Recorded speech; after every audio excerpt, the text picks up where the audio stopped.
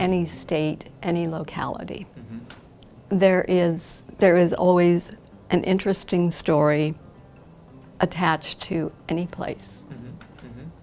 And it's a matter of finding it. I think culture, Iowa culture, is vitally important to the future of this state. I think there's a tendency, because of that modesty, and because all legislatures to some extent are focused on economics, is to ignore or at least set aside for the future any discussion of culture. What history offers is a sense of enrichment for Iowans going forward. What's compelling for me is re-examining history that many people have overlooked.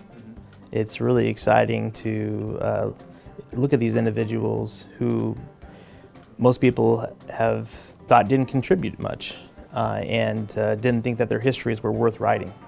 And the reality of it is that their histories were worth writing. Their histories were fascinating. Their contributions were great and still have great effects on our country, our nation, and the communities here in Iowa, still to this day.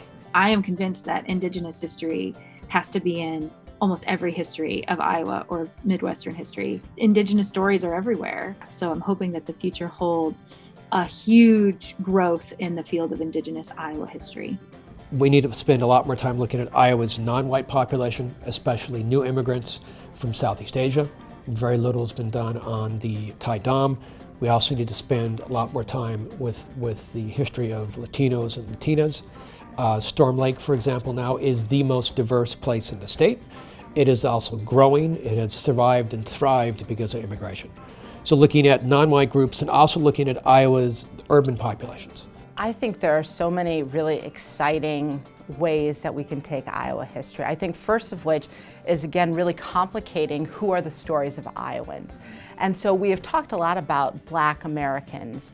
That has been growing in the field of Iowan, but that demographic, the population of who is Black in Iowa, is changing, and a lot of these are recent immigrants who have no kind of connection to the Jim Crow or the slave experience that many Black Americans have. And so thinking about what does it mean to be a Black Iowan and also a recent immigrant from Sudan, from Liberia, from Ivory Coast, all the places that some of my students are coming from, I think is a really interesting challenge and remaking how we think of Black Iowa. So that's one direction I'd love to see, is broadening who we're including in these stories to, again, have this transnationalist perspective. I'd also like to see, believe it or not, more rural and agricultural history.